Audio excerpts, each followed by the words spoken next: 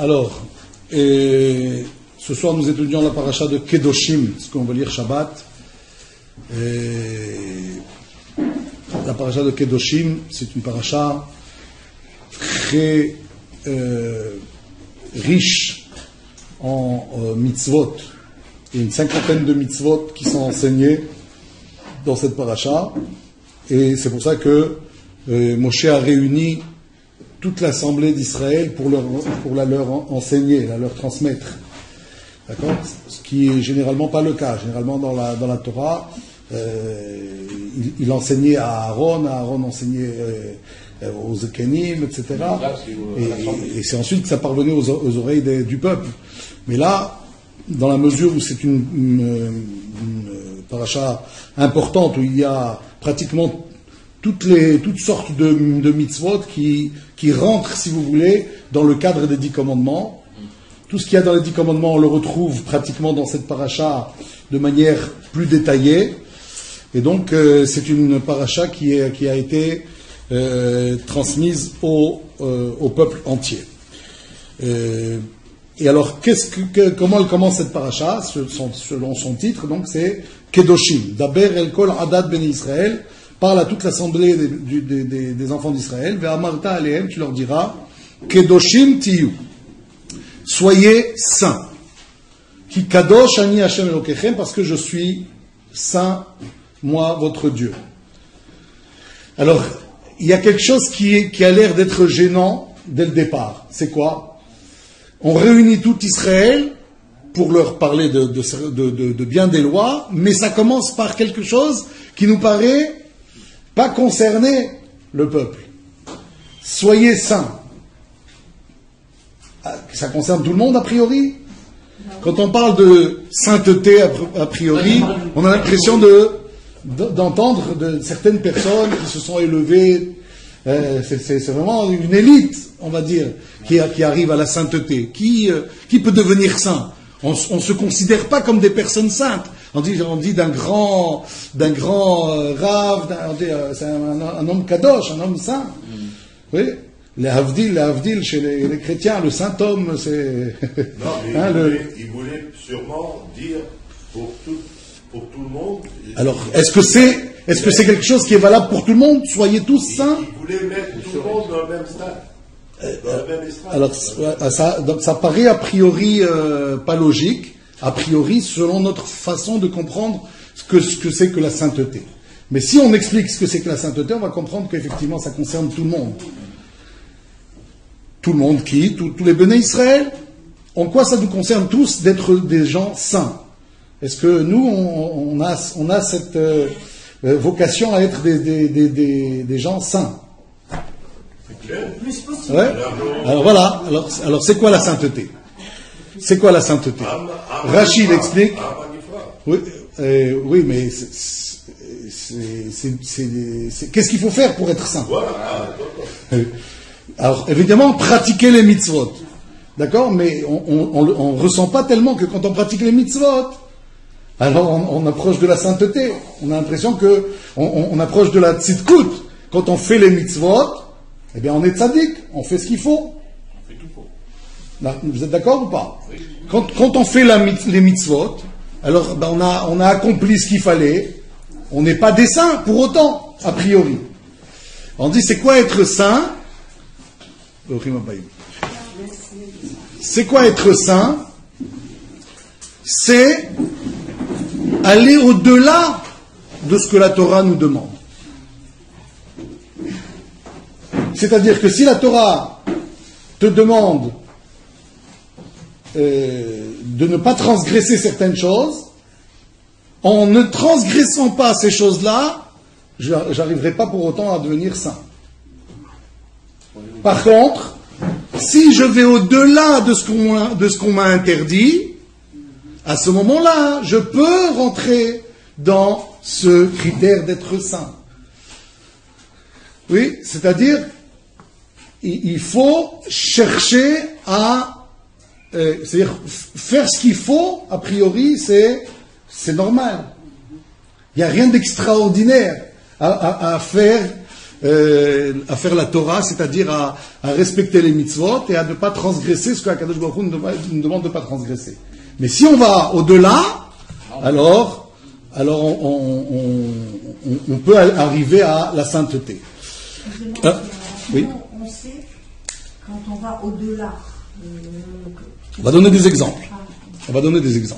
Alors, la paracha de la semaine dernière, pour revenir à cet exemple-là, c'est la paracha qui est dite le jour de Yom Kippour.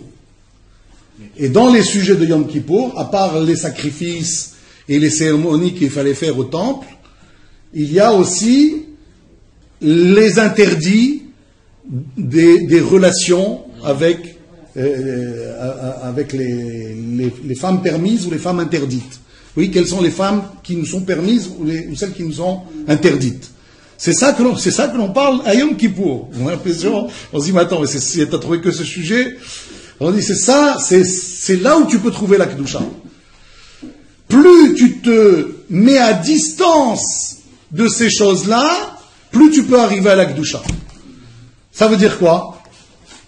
Ça veut dire, d'abord, que, évidemment, qu'on n'irait pas transgresser ce qu'Akadosh Baruch Hu nous demande de transgresser, de pas transgresser. C'est-à-dire, par exemple, si on n'a pas le droit d'épouser une femme qui est une proche parent, comme par exemple une tante, on n'a pas le droit d'épouser une tante, même si elle a le même âge que soi.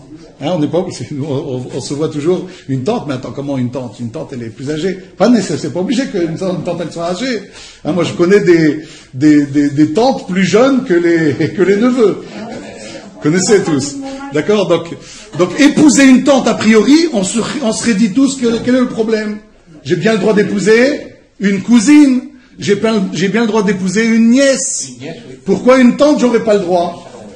La Torah me l'interdit. Je respecte. En respectant cette loi-là, je ne deviens pas pour autant kadosh. Vous êtes d'accord? Alors, qu'est-ce qu'il faut faire pour devenir kadosh? La Torah, elle me dit, la femme qui est nida, pendant un certain temps, doit être séparée. On ne doit pas vivre ensemble. J'entends pas vivre ensemble dans le même lit, quoi. Oui. Chambre à part. Non, je ne sais pas ce que j'ai dit, effectivement. Mais, si la Torah nous demande ça et que je le fais, alors je suis quoi? Je ne suis pas un saint pour autant. Si je ne le fais pas, je suis un rachat. Si je le fais, alors bon, je suis un bon juif. Mais je n'arrive pas à la Kedusha. Comment arriver à la Kedusha? C'est aller au-delà de ce que la Torah me demande. C'est-à-dire qu'il y a une période, par exemple, où je peux être avec ma femme. Mais je pourrais être avec ma femme comme un coq. Il est avec sa poule. C'est-à-dire que tous les soirs, on peut s'adonner à des parties de plaisir. Et je peux dire non. Il y a une loi que la Torah me donne. Elle m'autorise d'autres choses.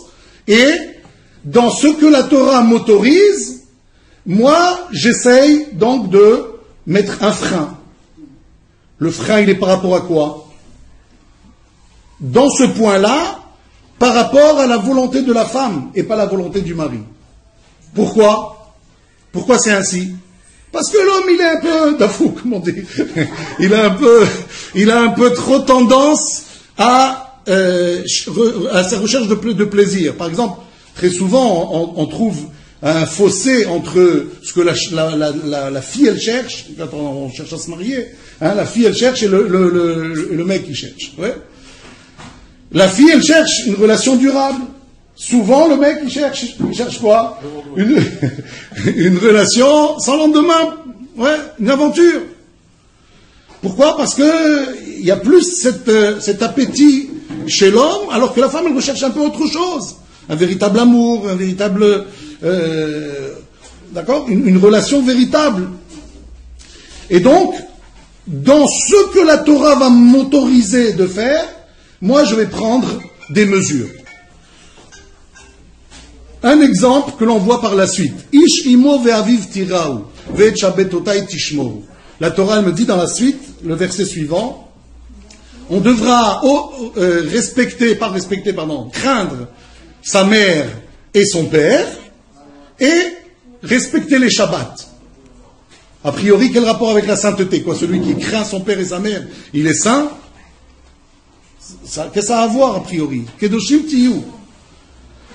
On me dit en fait que la sainteté, elle commence déjà par les parents. Si les parents, oui, ils ont, dans leur vie, fait une certaine barrière que la Torah ne leur a pas imposée, à ce moment-là, les enfants, ils seront comme ça des enfants qui craindront leurs parents. C'est ça la Kedusha. La Kedusha, c'est faire en sorte d'avoir des enfants qui vont pas être déréglés du point de vue de leur Kedusha. La Kedusha, c'est tendre vers une direction. Quelle direction? La direction de l'amour. Mais pas l'amour, celui que tout le monde parle et que c'est n'importe quoi. On parle du véritable amour. De l'amour qui est sincère. De l'amour qui est pour l'autre. Pas seulement l'amour pour soi. On ne tire pas seulement à soi cet amour. C'est ça la direction de la Kedusha. La direction de la Kedusha, c'est par exemple, quand on nous dit ici, Ish, immo ve'aviv tiraou, ve'etchabetotai tishmoru, on dit que les gens qui cherchent à avoir de la Kedusha, à quel moment ils s'unissent avec leurs épouses? Le Shabbat. Pourquoi le Shabbat? Parce qu'il faut aider. D'abord, pas tous les jours, ça veut dire. Le Shabbat. Pourquoi le Shabbat? Parce qu'on se garde au moment où on est en train de tendre vers quelque chose de plus sain, vers quelque chose de plus spirituel. Le Shabbat, on est tous dans l'étude de la Torah, dans l'accomplissement des mitzvot. On n'a pas ni portable, ni télé, vous comprenez, ni voiture. On s'occupe uniquement de la Kedusha. Donc si ce jour-là, tu l'as réservé à t'unir à ta femme, c'est évident que tu as préparé le terrain déjà pour les futurs enfants, que ces enfants-là, ils vont être dans la Kedusha. C'est des enfants du Shabbat, c'est des enfants de la Rouchaniyut. Mais si tu as décidé de faire selon ce qui te vient à toi, le lundi, ça j'avais envie, le mardi, j'avais envie, le Shabbat, non, je suis fatigué. Vous voyez, c'est selon moi, selon mes besoins à moi.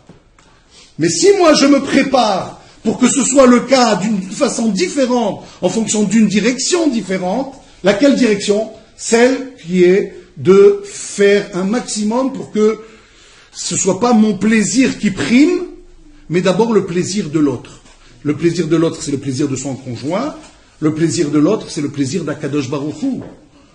Le plaisir de l'autre, c'est de penser aussi à ce que les enfants, ils ne vont pas souffrir du fait d'être complètement déréglés, parce que les parents, quand ils les ont conçus avec des conditions qui sont très loin, à l'opposé, dans l'autre direction de la Kedusha. Vous comprenez, c'est ça le lien, si vous voulez, entre Kedoshim Tiyu. C'est très important de savoir, on a parlé un peu à la synagogue, dans une dracha, se marier avec sa sœur, a priori. Tout le monde comprend que c'est grave, on ne fait pas ce genre de choses.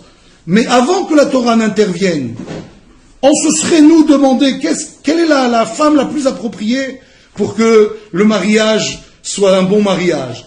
C'est justement la sœur. On a grandi ensemble, on se respecte mutuellement, on n'a pas des disputes de famille, on n'a pas. A priori, ça aurait été peut-être le mariage idéal.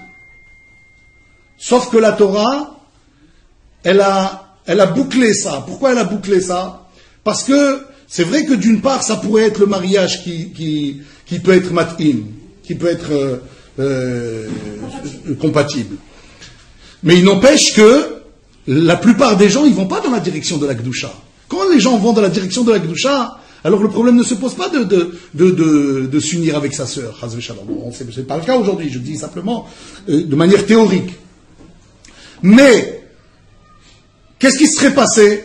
Puisque tout le monde cherche son plaisir, la femme qui aurait été sa sœur, elle aurait été une esclave des plaisirs de son mari. Parce que c'est vrai que c'est peut-être mat'im, il n'y aura pas de dispute, on a grandi ensemble, etc. Mais il n'empêche que, s'il n'y a pas de Kedusha, qu'est-ce qui va se passer? Les plaisirs, ça va être le plus fort qui va les chercher à tirer vers lui. ces plaisirs-là. Donc, on risque d'avoir une société qui n'est pas bonne. Alors, Akadosh Baruch Hu nous donne un certain nombre d'outils pour qu'on comprenne où est la direction de la Kedusha. On a expliqué, par exemple, à la synagogue, dans la dracha, si on voit, par exemple, un mariage qui est interdit par la Torah, qui a réussi de manière la plus extraordinaire qui soit, c'est lequel? Un homme avec sa tante. La Torah interdit. Pourtant, on voit dans la Torah un cas comme ça, où c'est un mariage hyper réussi. Le père de Moshe qui a épousé sa tante. Et ils ont eu 3 enfants bénis, 3 enfants saints, Moshe, Aaron et Myriam. C'était avant que la Torah nous l'interdise. Donc ils s'étaient mariés avant que la Torah nous l'interdise. Mais il n'empêche que c'est parce que Amram, il était dans cet esprit de Kedusha, qu'ils sont arrivés à ce résultat. Mais si on donne à tout un chacun de ce pouvoir de se marier avec une personne proche comme ça, une personne avec qui je pourrais avoir beaucoup d'affection, c'est pas dit que ça va tourner comme ça a tourné pour Amram et Yocheved. Comprenez? Donc, c'est ça qu'il faut bien comprendre, que la Torah, elle a donné une loi, mais cette loi-là, c'est simplement pour la plupart des gens qui, eux, ne vont pas vers la direction de la Kedusha. Et pourquoi c'est si important que ça d'aller dans la direction de la Kedusha? Le texte, il dit Kedoshim tiyu, soyez saints. Ah bon, ça nous concerne, mais en quoi ça nous concerne d'être saints? Si on fait déjà les choses qu'il faut, ben c'est déjà pas mal. Tu me demandes, non, soyez saints. Il faut faire un peu plus. Ah bon, mais pourquoi tu me demandes plus? Quelle est la raison pourquoi tu me demandes plus? Réponse, Ki kadosh ani Hashem. Parce que moi je suis saint. Et alors? Dieu il est saint, et alors? Nous on a une part de Dieu. La Neshama c'est Chelek Eloah Mimal. C'est une part, une étincelle de Dieu, notre Neshama. Et donc il dit, essayez de faire en sorte que cette union, elle soit bonne, que la direction, elle soit vers cette union entre nous et Akadosh Baruch Hu. Quand on reçoit la Torah, c'est un peu ce que l'on est dans la période où on est, c'est se marier avec Akadosh Baruch Hu. Le don de la Torah, c'est comme un mariage avec Akadosh Baruch Hu. Pourquoi? Parce que c'est grâce à la Torah qu'on apprend la direction de la Kedusha. Et qui apprend la direction de la Kedusha? Il apprend le véritable amour. Et c'est ça que l'on construit justement dans la période du Homer. Le Homer, c'est une période très importante. On dit qu'elle est considérée un peu comme un Chol HaMoed. Depuis Pessah jusqu'à Shavuot, c'est des jours tellement importants qu'ils sont comparés à des jours de demi-fête. Pourquoi? Parce que c'est pendant cette période-là qu'on cherche à prendre la bonne direction, la direction de la Kedusha, pour arriver le jour de Matan Torah et d'avoir compris comment on s'unit à Akadosh Baruch Hu. Comment on demande à Akadosh Baruch Hu de ne faire qu'un seul être. À travers quoi? À travers la Torah. On dit Torah, Israël, Vekutcha Brechu Chadu. La Torah, Israël et Dieu, c'est un seul et même être. C'est une seule et même chose. Et donc, à Matan Torah, on peut avoir cette union. Comment on fait? Ça se construit. Il y a 49 jours qui nous séparent, de Pessah à Shavuot. Ces 49 jours, on les construit avec du Pirkei Avot, avec une paracha comme celle de Kedoshim, qui nous donne les outils, comment on arrive à la Kedusha. Et donc, ça revient à quoi? Comme un tuteur pour le juif. Le Homer, c'est comme un tuteur. Vous savez, c'est quoi un tuteur? C'est la tige qui permet à la plante de pousser droit. Ouais.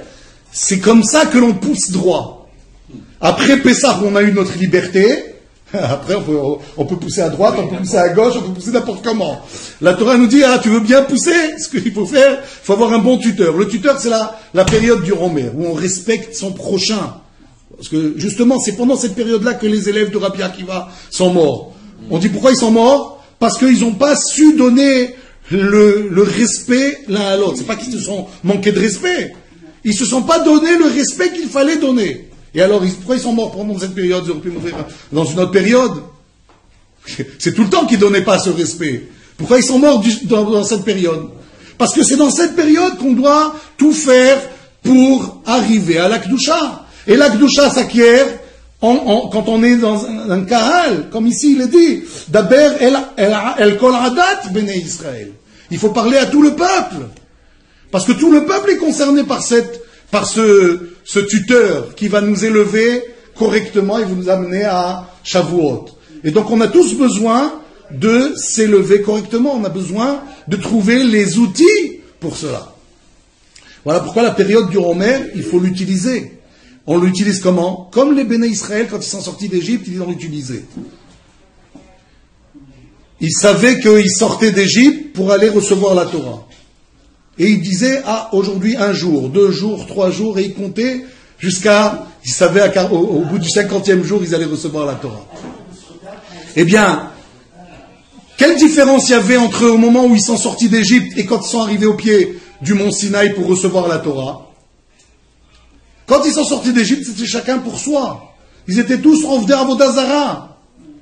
C'est d'ailleurs pour ça que quand la mer devait s'ouvrir, les anges ils ont dit, mais attends, on comprend pas quelque chose. Les Juifs tu vas les faire passer, les Égyptiens tu vas les noyer, mais pourtant ils sont Ovdei Avodah Zara, c'est des idolâtres. Les deux. Pourquoi tu laisses passer ces idolâtres et tu noies ces idolâtres? Les anges. Il y a un problème, il y a quelque chose qui ne va pas. Les anges accusateurs. Ouais.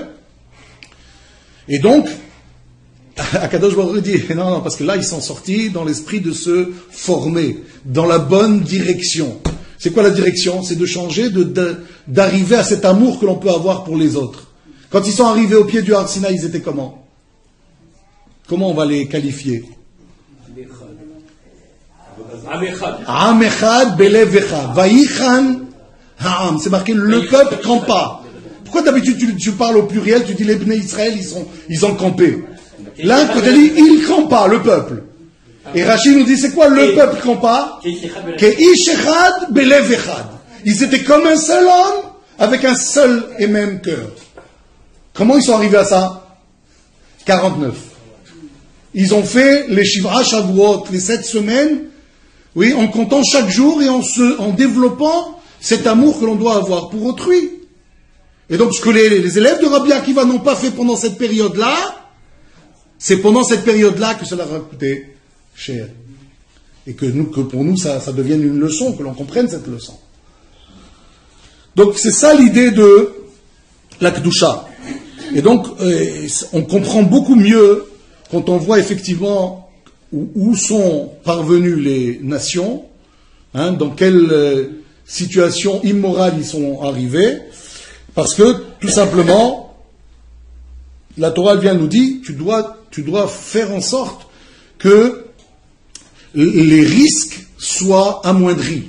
Même si la Torah te permet certaines choses, réduis-le. Est-ce que j'ai le droit de regarder une jeune fille? A priori. J'ai pas le droit d'observer, regarder longuement une femme mariée. J'ai le droit de la regarder pour dire, elle est là, elle n'est pas là, machin, etc. Ok, mais j'ai pas le droit de l'observer, genre, ah tiens, elle est belle, celle-là. Ou... j'ai pas le droit d'observer une femme mariée. Est-ce que j'ai le droit d'observer une femme qui ne l'est pas? De la regarder, de dire, tiens, elle est pas mal, elle est belle, elle est ceci, elle est cela. Ok? Dans l'esprit de se marier, ok. Si c'est pas dans l'esprit de se marier, moi je suis pas marié, mais je suis pas dans l'esprit de me marier, et puis je regarde. Elle a dit, c'est permis. Mais c'est quoi la Kedusha? La Kedusha, c'est d'aller au-delà. C'est quand on conduit, il y a le vert, il y a le orange, et puis il y a le rouge. Qu'est-ce qui se passe? Généralement, à l'orange, on passe. Celui qui veut être dans la Kedusha, c'est de se dire, attention, moi, s'il arrive quoi que ce soit à l'orange, je passe pas, je m'arrêterai. Si quelqu'un y pense comme ça, il est dans l'esprit de la Kedusha. Comprenez? Donc de la même façon, quelqu'un qui vient, il se dit, c'est vrai que la Torah m'a permis ceci, cela. Ben alors on y va. J'ai le droit de parler à une femme. Alors je vais parler. Et puis je vais m'étendre. Et puis je vais peut-être discuter de sujets un peu plus, gênants. Et on ne sait pas où ça peut arriver. Et il suffit de laisser une porte ouverte au Yetzer Hara pour qu'il nous amène droit là où il ne faut pas. Puisqu'on sait bien que, malheureusement, par exemple, les liens affectueux, embrasser, enlacer, caresser, oui, a priori, ça devrait être réservé, ça n'est réservé a priori entre parents et enfants. Ah oui, mais moi, j'ai pas d'idée, comment dire, tordue. Alors pourquoi je pourrais pas embrasser ma voisine ou ma cousine? Ben oui, mais toi tu le dis. Le problème c'est que on voit très bien dans les relations d'une manière générale qu'il y a beaucoup de déceptions amoureuses. Pourquoi? Ah, parce que moi j'étais sur une relation durable et toi tu étais parti pour une aventure. Ah, qu'est-ce qui s'est passé? Ah ben on n'a pas la même tête. Eh ben oui, l'homme il est fait comme ça et la femme elle est faite différemment. Qu'est-ce qui s'est passé? Ah, une déception et une rupture ou alors carrément un divorce quand les gens sont mariés. Qu'est-ce qui s'est passé? C'est parce que, justement, à Kadosh Baruch Hu, on dit, si vous n'êtes pas dans la direction de la Kedusha, vous allez être dans la direction inverse, et qui provoque pas seulement des ruptures, pas seulement des divorces, pas seulement des enfants qui sont complètement déréglés, qui sont eux-mêmes dans un esprit tordu, dans un esprit, comme j'ai vu mon père, ben je continue moi aussi, ou je veux surtout pas être comme mon père, mais alors il va aller à un autre extrême, qui peut être tout aussi dangereux. Vous comprenez? Donc c'est sûr que la Torah nous demande comme il y a pas mal de fous, de faire des garde-fous, d'installer des garde-fous. Hein, et dans ce domaine-là, c'est ça la Kedusha. La Kedusha, on le trouve essentiellement dans la résistance à la débauche, dans la résistance à tout ce que la Torah m'a interdit, et elle me fait comprendre que dans ces domaines-là, il y a de quoi prendre aussi une marge au-delà de ce que la Torah m'a permis. Tout ça pour arriver au véritable amour, au respect, au profond respect d'autrui. Parce que les gens disent, oui, je t'aime. Mais ce que l'on ne sait pas, c'est ce qu'il a dans la tête. Son intention. Est-ce que c'est vraiment je t'aime ou c'est je cherche à avoir le maximum de plaisir pour moi?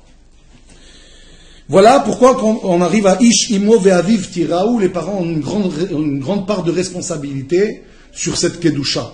Et cette Kedusha, on a dit, ça se fait en pratiquant les mitzvot. C'est évident que si quelqu'un n'a pas le cadre des mitzvot, c'est pas qu'il est loin de la Kedusha, c'est qu'il est dans la Toum'a. Comprenez? Quand quelqu'un il fait les mitzvot, il n'est pas dans la Toum'a. Maintenant, il faut qu'il cherche à aller vers la Kedusha. Et si on veut que nos enfants y soient dans la Kedusha, alors c'est à nous de commencer à l'être. Et une des choses importantes, c'est le Shabbat. Le Shabbat, c'est 24 heures qui nous donnent beaucoup de kochot pour pouvoir se lancer dans cette Kedusha à imprimer chez les enfants. Autre sujet de notre paracha, c'est quand la Torah elle me dit lorsque tu récoltes, quand tu feras les récoltes de ton champ, tu devras laisser une partie pour les pauvres. Il y a différentes choses que l'on laisse aux pauvres, comme par exemple on doit laisser un coin du champ que les pauvres peuvent aller librement et se servir. On doit par exemple quand il y a des épis qui tombent au moment où on a fait la coupe, ouais, eh bien, ça a laissé aux pauvres.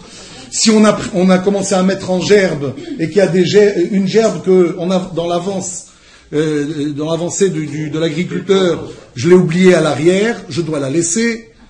Pareil quand il s'agit de kerem c'est un vignoble. Si je prends comment on appelle ça, les grappes, je dois prendre les belles grappes, les petites grappes, celles qui sont pas qui ont l'air un peu qui n'ont pas poussé correctement, celles-là je les laisse.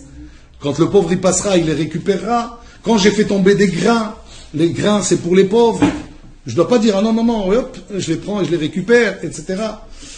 Donc il y a un certain nombre de choses que la Torah me dit, voilà comment il faut faire pour laisser une part aux pauvres. Quel rapport avec la Kedusha? Réponse. C'est ça la Kedusha, c'est penser à autrui. C'est pas penser à soi. C'est lorsque le riche, il doit récolter, il doit se dire, mais il y a une part qui n'est pas à moi. Je peux arriver à ce que va dire la Torah un peu plus loin, au vol. Quel vol, monsieur de Manchon? Ah oui, mais si tu prends la grappe qu'il fallait laisser, ça s'appelle du vol. Pourquoi? Parce que la Torah te dit, tu le laisses aux pauvres. Comment toi tu l'as récupéré? Ah oui, non, mais c'est pas un vol, parce que je suis dans mon champ. Et ça s'appelle pas un vol. Eh bien, détrompe-toi. Il y a le vol manifeste, il y a le vol que tout le monde connaît. C'est même pas à la limite de ça que la Torah voudrait nous parler, parce que les Juifs, a priori, ne sont pas dans ça. Mais si on arrive dans des situations où c'est un peu ambigu, c'est en même temps manchant, mais en même temps, lorsque je l'aurais pas laissé, c'est du vol. Eh oui, c'est tromper ce que la Torah me dit de laisser à l'autre. Aujourd'hui, c'est respecté ça, les champs? Parce qu'aujourd'hui, les champs, si les agriculteurs sont religieux, oui. Il y a des agriculteurs religieux qui, a priori, laissent ça. Mais qui va venir ramasser? Ils ont des familles, apparemment, ils laissent. Ils ramassent pour les familles, alors? Ou ils ramassent pour les familles, ou il y a un certain nombre de choses qu'ils font. Ou alors, quand ils font le maaser, quand ils font le...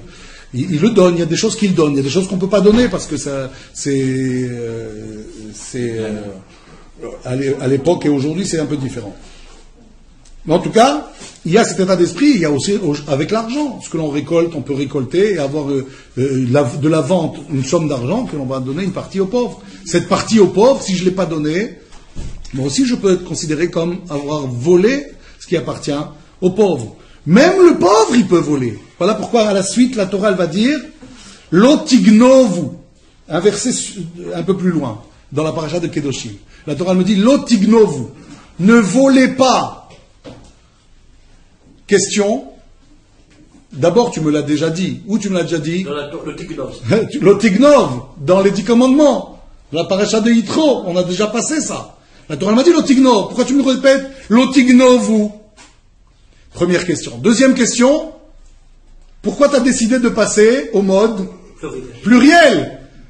Dans les 10 commandements, tu me dis Lotignov, tu ne voleras pas. Et là, tu es passé à Lotignovu. Pourquoi tu es passé au pluriel? Et après quel sujet tu as dit Lotignovu? Après le sujet où on a dit il faut donner aux pauvres. Pourquoi? Parce que les deux, le riche comme le pauvre, peuvent être des voleurs. Comment? Le riche, on a compris. Si le riche, il prend la part du pauvre, au moment où il récolte, là, ça peut être du vol, que la Torah considère comme du vol. Même si ça ne lui paraît pas à lui, le propriétaire. Mais même comment on appelle ça, le pauvre, il sait qu'il a une partie du coin et il vient et il prend aussi à côté. Imaginez que le pauvre fasse ça aussi. Il peut tomber dans ce riche. Mais de toute façon, tu as vu tout ce qu'il a tellement de champs, une grappe de plus, une grappe de moins. Et non, tu touches pas, Yahweh, tu touches pas. C'est grave. Lotignovu, la Torah dit au pluriel ici. Pourquoi ici, au pluriel? Parce que la Torah dit, attention, le riche comme le pauvre, ils peuvent être des voleurs. C'est pas parce que tu es pauvre que tu as le droit à voler. C'est pas parce que le riche il a que le vol devient permis. Et c'est malheureusement le Yetzer Hara qui nous fait tomber dans ce genre de faute. Il nous dit, mais attends, mais t'as une bonne raison, toi, pourquoi tu dois voler? Mais le pauvre doit s'acquitter aussi, ma sœur, ou pas? Aussi, il y a une partie que lui aussi doit donner, bien sûr. Même le pauvre, il a un devoir d'aider autrui. Et il y a des plus pauvres que lui. Donc effectivement, oui, c'est le cas.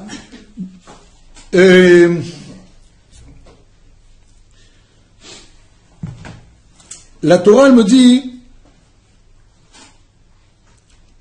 Lotignovu au pluriel. D'après d'autres commentateurs, on me dit parce que, tu sais, si tu es malhonnête et qu'il y a quelqu'un à côté qui te voit être malhonnête et qui dit rien, est-ce que lui, il est concerné par ce vol ou pas? Il est concerné. Il est voleur aussi. Tu vois que lui, il vole et tu le laisses voler, toi aussi, tu es un voleur. C'est le dit beaucoup ça. C'est ça l'otignovu. Être malhonnête. Être malhonnête, c'est aussi laisser passer certaines choses. Surtout si toi, tu es concerné parce que tu dis rien, mais en même temps, tu sais bien que tu as une part qui est reversée.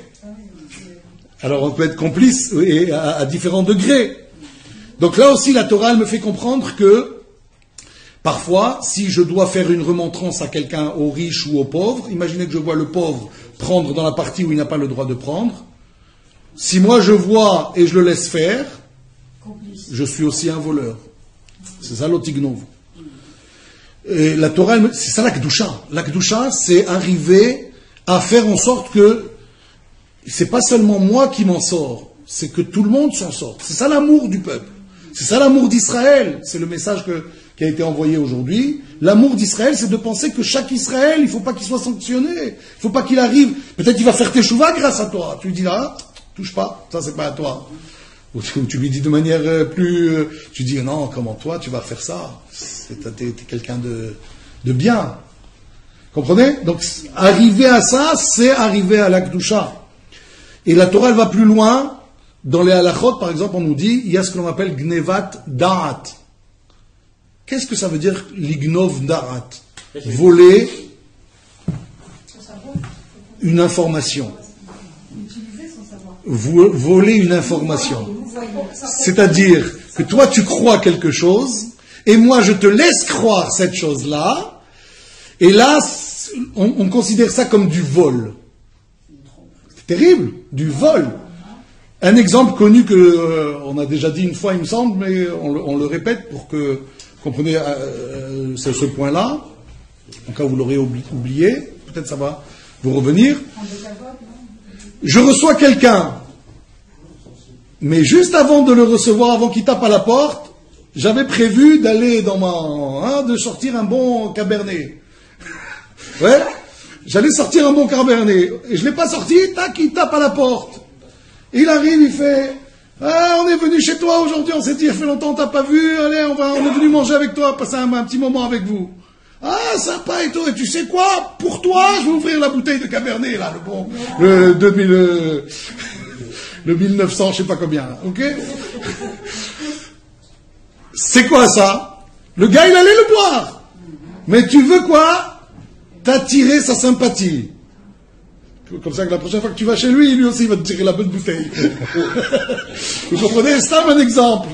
Ça s'appelle, on nous dit, gnevadat. Tu as volé une information. C'est une information qu'il aurait dû savoir. Je ne l'ai pas fait pour toi, celle-là. Je l'ai sortie parce que je devais la sortir. Tu devrais lui dire, j'allais sortir une super bouteille, ben ça tombe bien, on va la boire ensemble. C'est ce qu'il faut lui dire. Tu n'as pas le droit de lui cacher ça. Ou alors des fois, on appelle quelqu'un, on lui dit ah j'ai pas pu venir, et l'autre, il de toute façon il allait pas être là, il allait pas être au rendez-vous, et alors il dit ah ouais mais c'est dommage, ouais mais t'aurais pu être là, etc. Alors que moi-même j'aurais pas été au rendez-vous. Je devrais lui dire tu sais quoi, si t'es bien tombé Bassov, parce que moi aussi j'ai eu un empêchement. Ouais, ça c'est être honnête.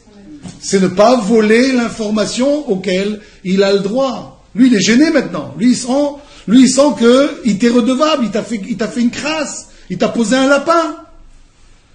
Et toi en lui disant non c'est pas grave, au contraire c'est bien tombé, tu vas lui redonner un peu de joie, un peu de satisfaction. C'est prêté au mensonge en plus.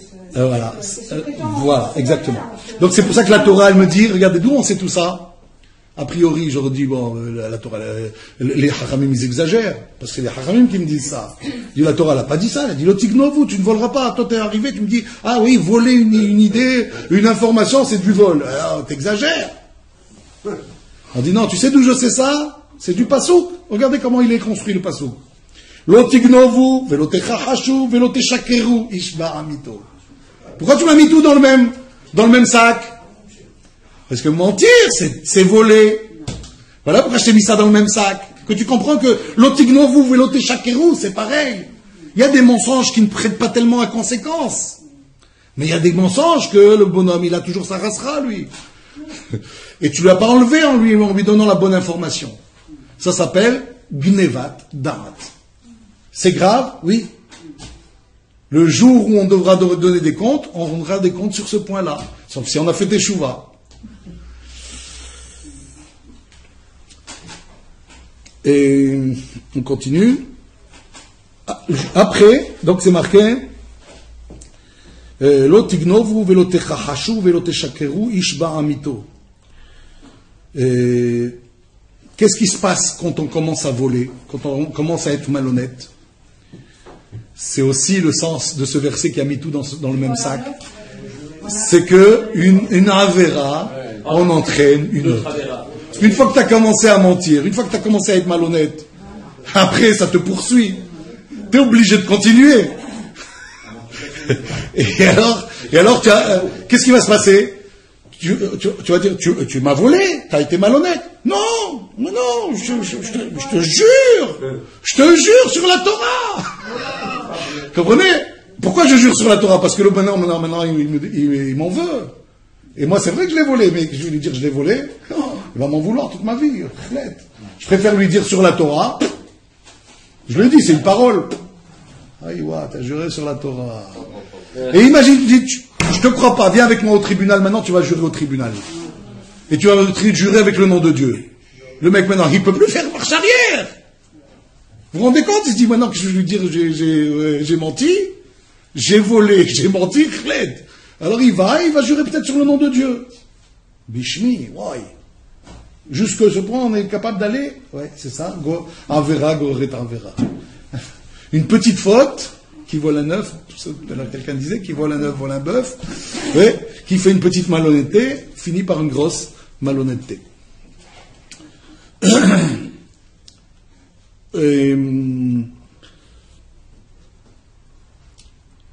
Plus loin que ça, dans la Kedusha, comment arriver dans la Kedusha? C'est ne pas être malhonnête, la Torah nous donne certaines choses, mais plus tu es honnête, plus tu vas aller au-delà de ce que la Torah te demande, plus tu vas aller dans la Kedusha. Tu vas renoncer, tu vas dire c'est pas grave, allez, il avait envie de ça, allez donne-lui, c'est pas grave. La Torah ne t'oblige pas à faire ça. Mais toi tu vas dire je vais le faire. Alors, un des exemples ici, l'otahashok, on me dit, l'otahashok edreacha, n'exploite pas ton prochain. Ça veut dire quoi dans le pshat, n'exploite pas ton prochain? Ça veut dire que quelqu'un, il a travaillé toute la journée, tu lui as promis à la fin de la journée de lui donner 100 shekels. Il arrive, tu lui dis, tu sais quoi, viens demain, je te donne. On a le droit de faire ça? Non. C'est exploité. En plus, tu l'as, mais ça te fait tellement mal de le sortir, ce billet. C'est marrant, hein, Alors, demain, il reste encore une nuit dans ma poche, ça fait du bien. C'est terrible. Mais il y a des gens comme ça. Ça veut dire c'est pas que si la personne elle l'a pas, elle dit vraiment je suis vraiment désolé, j'avais le billet mais je l'ai plus, j'ai eu un PV, j'ai eu un machin, je sais pas. Le gars il l'a pas.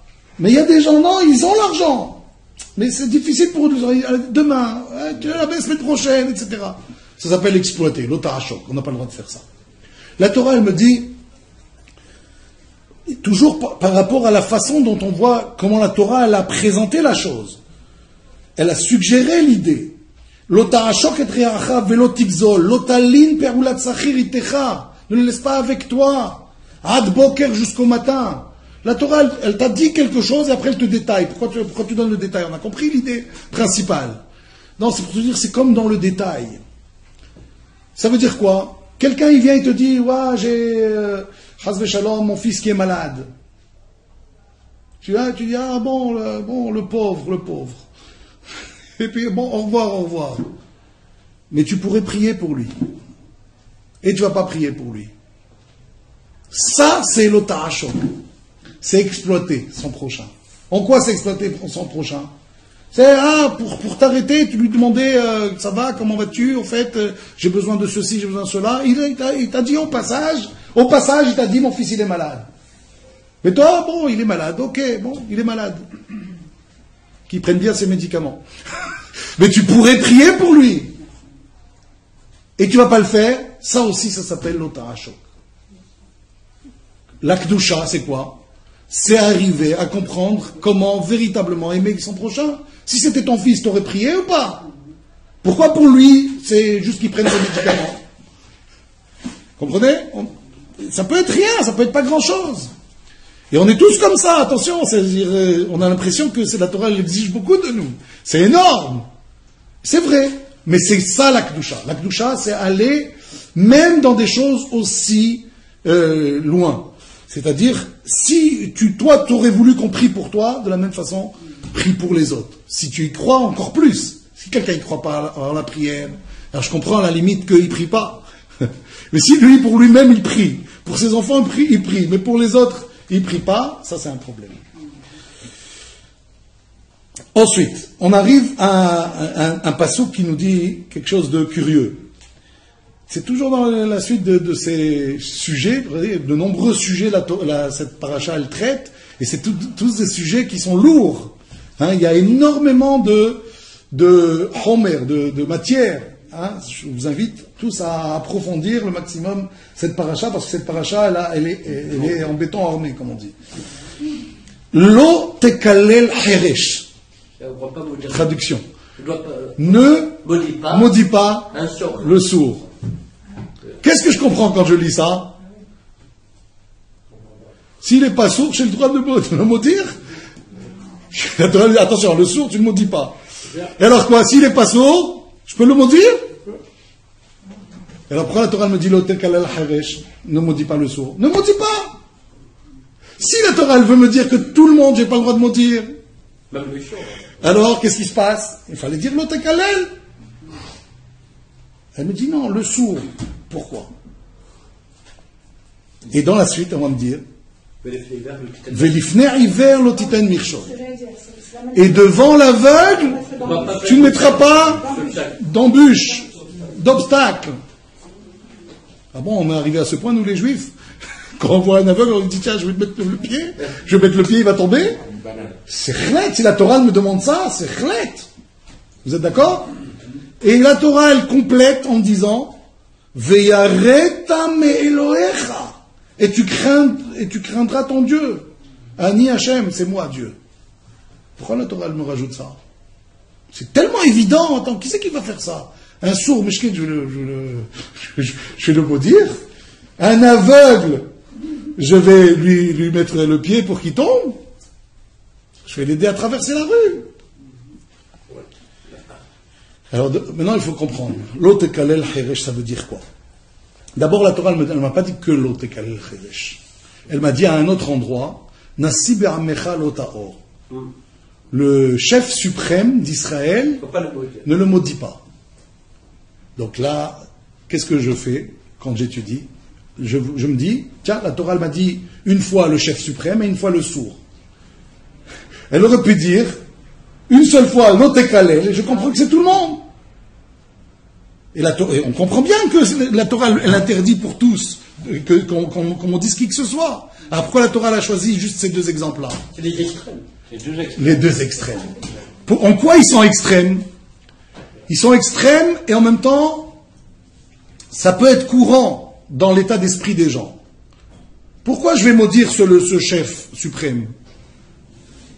Parce que c'est comme ça qu'il se passe, c'est dans la société. On n'est pas content, on insulte Macron. Vous comprenez? On insulte Bibi, pour dire ici en Israël. Non, parce que Macron, il a plus d'insultes, j'ai choisi au départ Macron. Mais pourquoi c'est comme ça? On ne supporte pas, alors on exprime. Qui crève, qui meurt, puis tout ce qu'on veut, ok? On va le maudire. La Torah me dit, t'as pas le droit. Mais Macron n'a pas le droit. Non, j'ai pas dit ça, mais j'ai pas dit ça, mais je pense que effectivement, ce serait le cas même dans une société non juive. Là, on parle de la société juive. Donc c'est pour ça que j'ai dit, pour l'instant, on parle pas de ça, mais c'est sûr que si la morale, elle voudrait que ça n'existe pas, ce genre de choses. Pourquoi tu le maudis? C'est toi qui as voté pour lui. Ou alors, mais si c'est un roi, tu sais qui tu es, tu sais qui tu as, tu sais pas qui tu auras. Donc, il y a un minimum à respecter quand il y a un roi. Donc la Torah me dit, celui que d'habitude tu maudis parce que tu en as marre de tout ce qui se passe dans la vie, dans la société, dans ton pays, alors tu maudis le Nassi. Ou alors, tu maudis quelqu'un, parce que l'Archouma, tu ne vas pas le maudire devant lui, mais s'il est sourd, S'il est sourd, de toute façon il n'entend pas. Alors bon, j'ai pas tellement de risques. Souvent les gens maudissent quand ils n'ont pas de risque. C'est-à-dire quand? À la maison. Je ne vais pas le maudire devant lui. Quelqu'un il m'a fait quelque chose qui m'a pas plu. Quand je vais me retrouver chez moi avec ma femme, c'est là que je vais commencer à le maudire. Qui crève ce salopard, et si je le vois comme ça, je le vois dans le désert, je lui donne des sardines. Des anchois, pardon. Stam. Ouais, on a tendance comme ça à se lâcher. Mais quand on se lâche, pas devant le gars. C'est ça en fait l'otekalel heresh. L'otekalel heresh, la Torah n'a pas seulement voulu me dire ne maudis pas le sourd. C'est évident a priori, le sourd, ça sert à rien d'abord que je le maudisse. Il n'entend pas. Si le but c'est quoi? C'est de lui faire de la peine, ça marche pas. Il n'entend pas le pauvre. D'accord? Donc l'idée que veut véhiculer ici la Torah, elle veut te dire attention, ne te lâche pas quand tu es seul. C'est valable pour tout le monde, tu as le droit de maudire personne.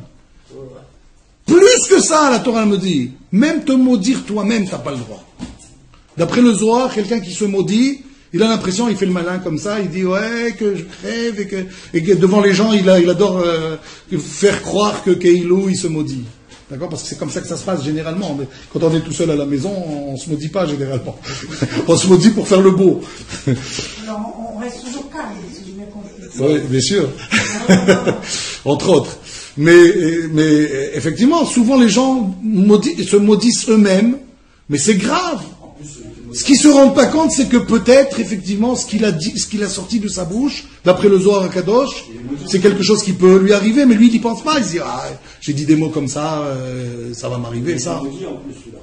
Celui qui maudit en Israël, il est maudit. Et exactement. Et comment tu maudis alors que tu es une chelek Elohim mimal? Tu maudis une part de Dieu. Donc même se maudire soi-même, c'est grave. À plus forte raison, quelqu'un d'autre. D'où on sait cette idée-là que je vous ai dit, Heresh, c'est Rachet Tevot, Haïm Ra'im Shelcha. Pourquoi quelqu'un il se maudit? Parce qu'il dit, ouais, quelle vie pourrie j'ai, que je crève, et puis que... Naron, les gens qui disent ça, c'est parce que ils trouvent que il y a quelque chose qui va pas. Haïm Ra'im Shelcha, ça fait Heresh. La Torah me dit, tu sais, Al Tekalel Heresh. Surtout, ne fais pas l'idiot de te maudire quand tu sens que la vie, elle est pas comme il faut. C'est simplement que toi, t'as pas compris la vie, mais surtout, n'en rajoute pas, parce que ça pourrait être pire. Il fait le malin, mais ce qu'il risque, il ne le sait pas. Il croit que c'est rien de dire ces mots-là. Et aussi, ce que la Torah, elle veut, le point sur lequel elle veut insister, c'est de dire, on a généralement, comment dire, la tendance à le faire à voix basse. Quand on est devant quelqu'un et que le gars, il nous a fait une crasse, alors on fait comme ça. D'accord? La Torah vient me dire, non, al-tekalel heresh. Ne le fais pas, même à voix basse. Et le faire à voix haute. Vous allez me dire, c'est mieux ou c'est pas mieux? C'est mieux ou c'est pas mieux? Non, c'est pas mieux. Pourquoi c'est pas mieux? La Torah me dit, ça, t'as pas le droit de le faire même à voix basse. Parce que pourquoi on le fait à voix basse? On veut pas se faire choper par celui en face. Mais c'est vrai on s'est pas fait choper. Mais il y a encore autre chose que quand tu lui dis face à face, tu lui dis crève le gars. Ouais, le gars, il est vexé, il est fâché, il a pris une rada comme on dit chez nous. Ouais. Et donc ça rajoute à ce que tu n'avais pas le droit de faire. Non seulement tu as maudit, mais en plus lui le gars, il a pris une rada. Au moins quand tu as dit à voix basse, au moins il ne sait pas, il n'a pas eu cette rada. Au moins c'est un moindre mal. La Torah vient me dire attention, c'est tout ça que je cherche à te faire comprendre.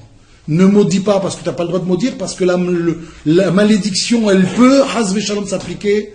Ça dépend du mérite d'une personne parfois. Ça dépend parfois de l'étoile d'une personne. S'il est sous un mauvais astre en ce moment, ça dépend parfois sur des périodes de l'année qui sont mauvaises.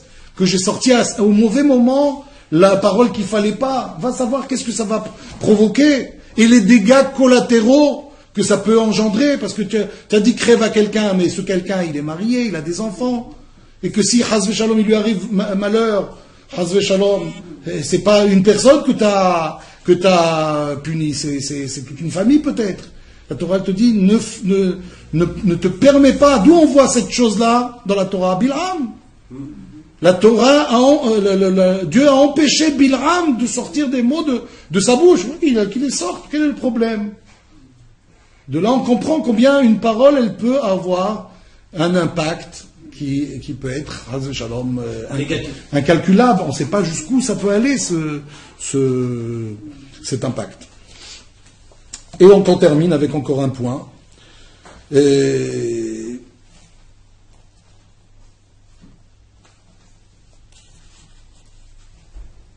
L'ifne hiver l'otiten mirchol. Ah, j'ai un exemple par rapport à ce cas, l'ifne hiver. Prenons le cas, par exemple, d'un diabétique. On peut pas le mettre, on sait que les diabétiques, la personne ne peut pas le donner avec du sucre à manger. D'accord. Quelqu'un, il aime boire et que la boisson ne lui va pas, par exemple. Aussi, il ne faut pas lui donner. Tu lui donnes, c'est l'ifne hiver. Lui, le gars, il est comme aveugle. Il est aveuglé par son envie. Tu lui donnes, c'est pas bon. Il a envie de drogue, tu lui donnes, c'est pas bon. C'est ça aussi, l'ifne hiver ou l'otiten mirchol. Mais pas seulement ça, parce que la Torah, la façon dont elle me l'a présenté, j'entends encore d'autres idées. Par exemple, on a expliqué tout à l'heure que priver le salarié de son salaire le soir même, c'est quelque chose de grave. Ça aussi, ça s'appelle l'otiten mirchol. Pourquoi? Et pourquoi c'est lié avec l'otekalel heresh? Ne maudis pas. Parce que quand toi, patron, tu as décidé de le faire poireauter, ce gars-là, avant de lui donner son salaire, qu'est-ce que tu risques de faire?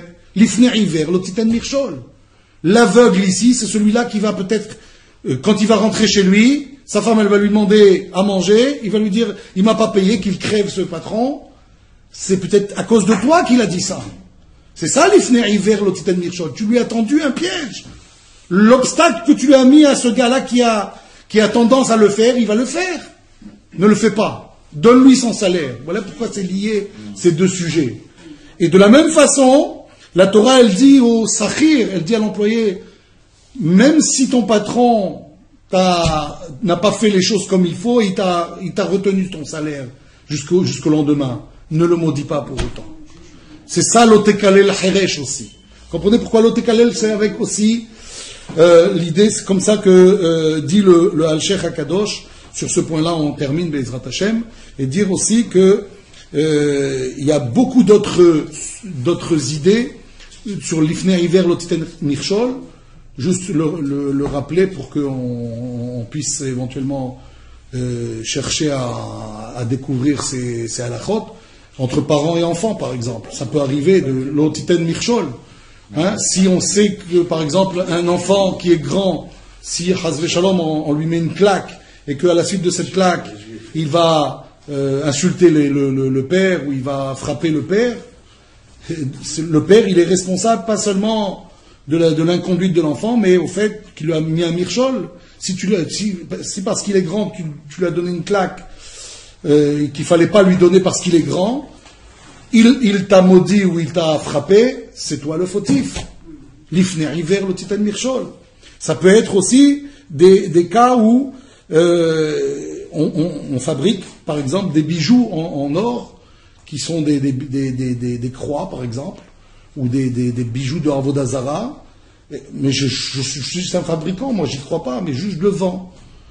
Est-ce que j'ai le droit de le vendre? Est-ce que j'ai le droit de le fabriquer? Ça aussi, c'est l'ifne hiver l'otiten mirchol, dans le problème de Avodah Zara, dont on sait que c'est un problème assez grave. Pareil pour d'autres éléments où effectivement il y a un avera de le faire. Si moi je collabore à cet avera, j'ai l'ifne hiver l'otiten mirchol. Baruch Adonai Leolam, amen ve amen. On a minyan, non? Il manque de...